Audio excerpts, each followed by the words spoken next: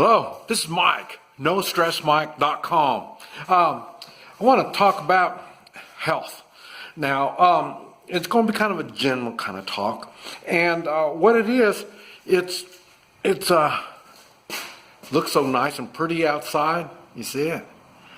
It's 43 degrees. It's cold. It's the coldest this year that I've had to go through, and I've been out. You can't see it, but I cleaned up the garden and got all sweaty. I had a coat on, had to peel my coat off. Got a t-shirt and a long sleeve t-shirt, and I'm all wet. And so I'm calling it a day. I'm done working now because I'm all wet and it's cold. That's why I'm in here and not out there. But the thing is, it reminded me this morning when I went out to do my exercises. I ended up doing my exercises here in the garage. And what I do is mainly stretches and stuff like that in here because I don't have room to do all the stuff that I do. And here's some of the stuff that I do. Swords, tomahawk, staff, and stuff like that, and there's no room inside here for doing all that. So I just mainly just do stretches and this type of stuff. But I do that. It's the toughest time to do it is when you first get up in the morning because your body's so stiff and all this kind of stuff. But I've learned what I need to do is do my stretches first thing in the morning. I made videos talk about bed stretches. I do my stretches in bed, and then I come out and I do stretches. And after I do my stretches, then that's when I take up the weapons, and I start working out with weapons. So I'm familiar with all the different types of weapons. When it's cold, it's very difficult to make my body work. Now, I'm not sure. I think it's because I'm 68 now.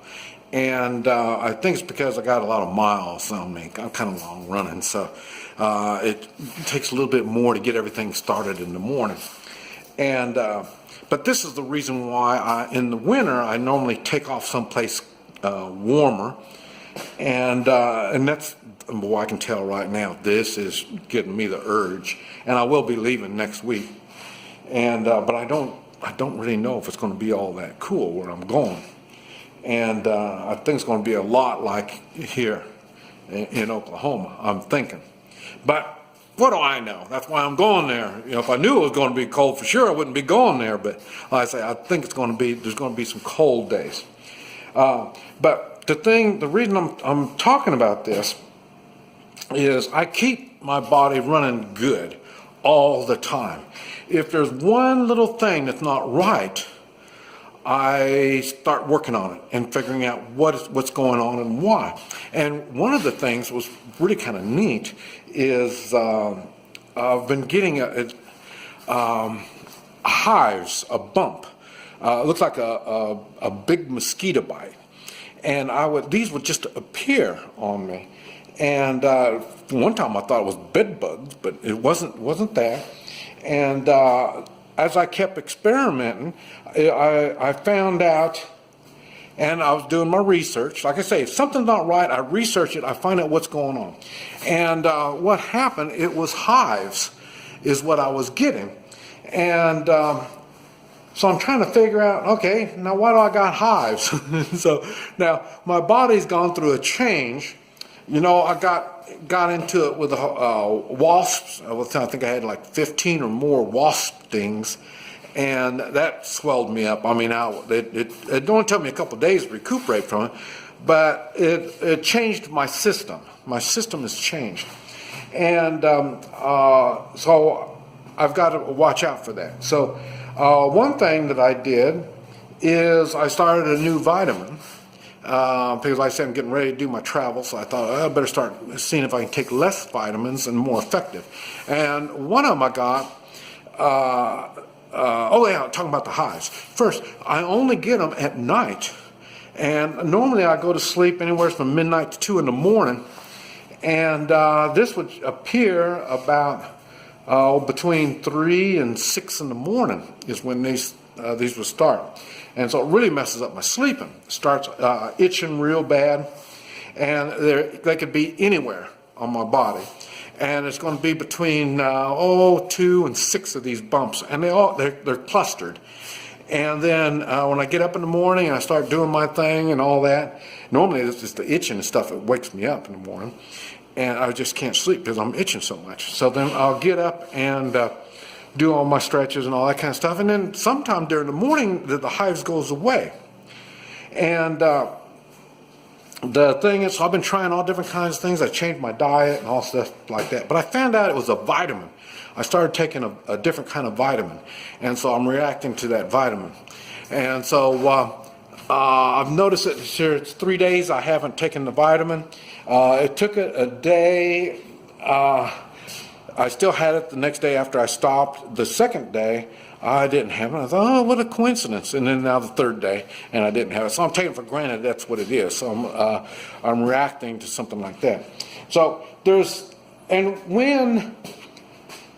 when you keep up with your body, you know exactly what's going on in your body, you don't allow things to get out of hand, then you can react and take steps to fix things. Another thing, I just went through, I showed you the cupping on my knee. Okay, I got water on my knee, and my knee started hurting. Like I said, I don't like hurts. So when I get a hurt, I start working on it. And so then found out it was water on the knee, and I've been working on that, using the cupping and doing all kinds of other stuff too. And so it's gone away. It's still not perfect. And I've noticed when I do my stretches in the morning, my knee will pop. And not always, but it's kind of stiff, and then bammo, it'll pop. And it might happen maybe once a month, maybe, might have to go a week or two. But this time it's been about 4 or 5 months since I've had it pop. And so it didn't surprise me when I started having problems with that knee. And but anyway, so I'm working on that, and also that tells me when I do the Hoi Chi, I can check the organs, all the organs on the body, and I can tell you which ones aren't working. They're not performing like they're supposed to. And when on kidneys, if you have one kidney that's messing up, you're going to find more problems on that side of the body. One kidney takes care of one side of the body, the other kidney takes care of the other side of the body.